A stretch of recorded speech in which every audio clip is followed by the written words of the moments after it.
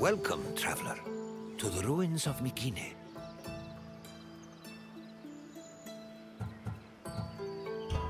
My name is Herodotus, and I am a traveler from Hyrcanassus.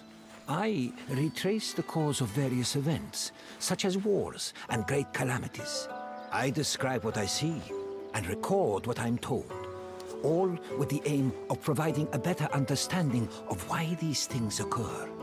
Look for me to introduce you to many sights. It is humbling to stand in the remnants of such a great civilization. Looking at these ruins, I am reminded that the past is never as far behind us as we think. These are the ruins of Mycenae, center of the old Mycenaean civilization. It was home to great warriors and heroes. In many ways, places like Athens and Sparta stand on the shoulders of its accomplishments. This tour will take you through its ruins and introduce you to its most important monuments, revealing its history in the process. I hope you enjoy yourself. I'll be waiting for you at the end of your visit.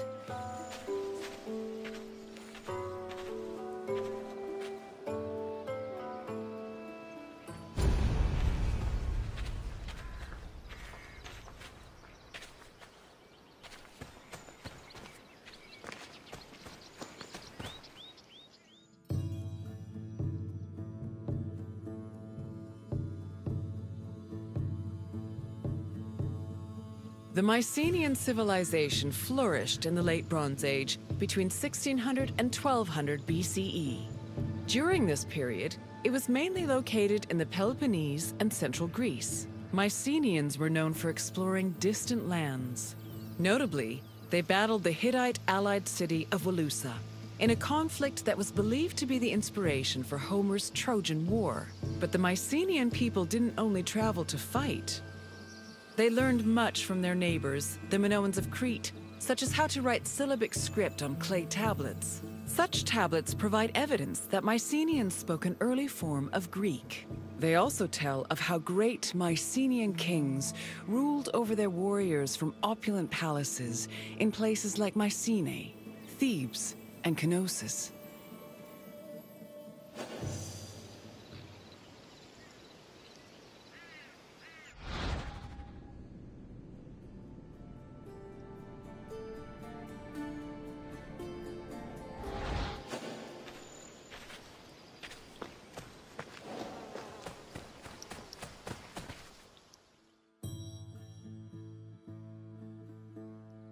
The entrance to Agamemnon's Citadel, or the Lion Gate, is one of the most iconic monuments in Mycenae. It is impressive for both its height and for the intimidating rendering on its relief, which depicts two lions standing on either side of a column. Unfortunately, the lions' heads, which were presumably made of a precious metal or higher quality stone, have been lost to time. The gate was most likely meant to greet a triumphant king returning home from successful military campaigns and to awe foreign visitors.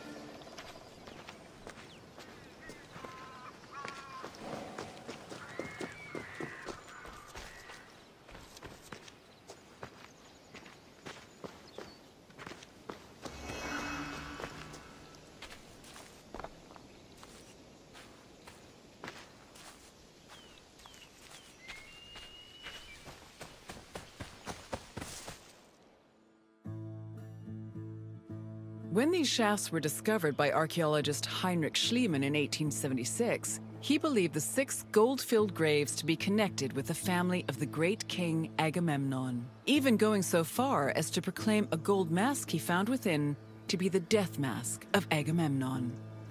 However, this was refuted by later excavations, which showed that the 19 bodies buried in the shafts dated back to a few hundred years before Agamemnon was even born. In fact, at the time of the body's burial, the Lion Gate and the Citadel walls had not even been built yet. It's estimated that the people in the graves were members of the first Mycenaean dynasty. The graves later became a place of worship for Mycenaean kings who raised walls to protect them. These walls helped preserve several incredible artifacts, including women's jewelry, death masks, and masterfully crafted weapons.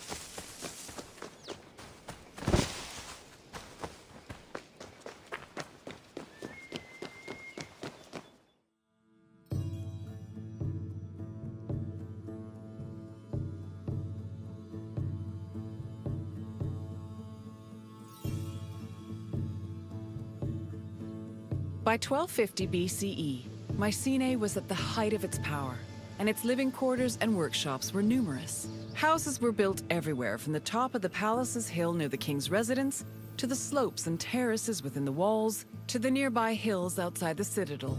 At one point, the citadel's walls even had to be enlarged to make room for more quarters. The people who lived inside the citadel were those with high status in either the military, religious, or administrative sectors of the kingdom. This is reflected by the ceramic and metal vessels inside the houses, as well as their painted plastered walls.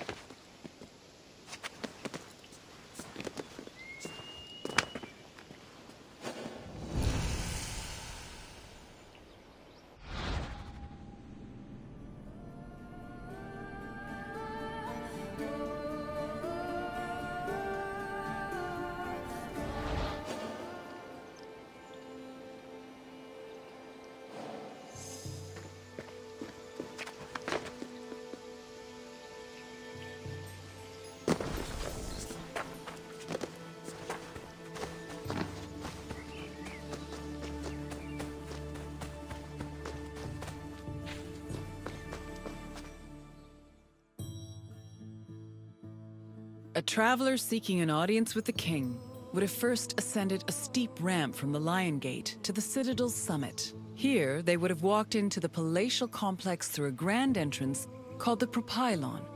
Once inside, their gaze would immediately be drawn to the palace's main hall, a monumental area known as the Megaron.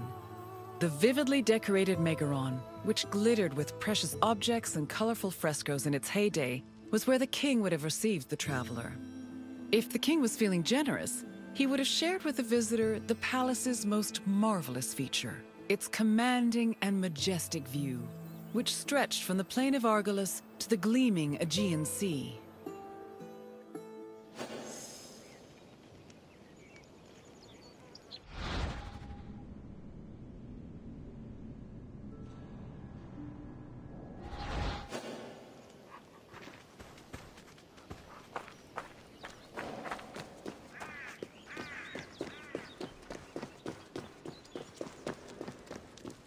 It was in this palace where a legendary Mycenaean king like Agamemnon would have held court. According to Homer and other poets, Agamemnon led the Greeks in the sack of Troy. Stories say that he was a fearsome warrior on par with Achilles, but also an overly ambitious and arrogant ruler. He sacrificed his own daughter, Iphigenia, to convince Artemis to grant his ship's passage to Troy. After conquering the city, he returned to Mycenae with mounds of riches, and a Trojan named Cassandra as his concubine. Agamemnon's wife, Clytemnestra, was not pleased with her husband's sacrifice of their daughter. She plotted to murder her husband out of anger. The plot was successful, and, depending on the version of the story, Agamemnon was either murdered in his bath by Clytemnestra or killed by his cousin Aegisthus during a banquet.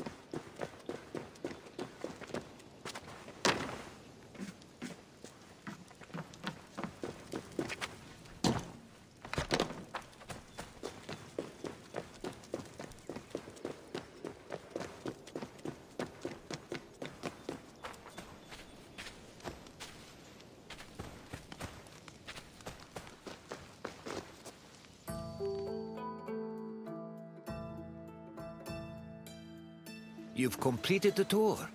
I trust it was an eye-opening experience. Though it did not last, Mycenae was a sort of precursor to what would eventually become the Greek civilization we know today. It's important we remember them, if only to avoid repeating their mistakes. Now, what else would you like to do?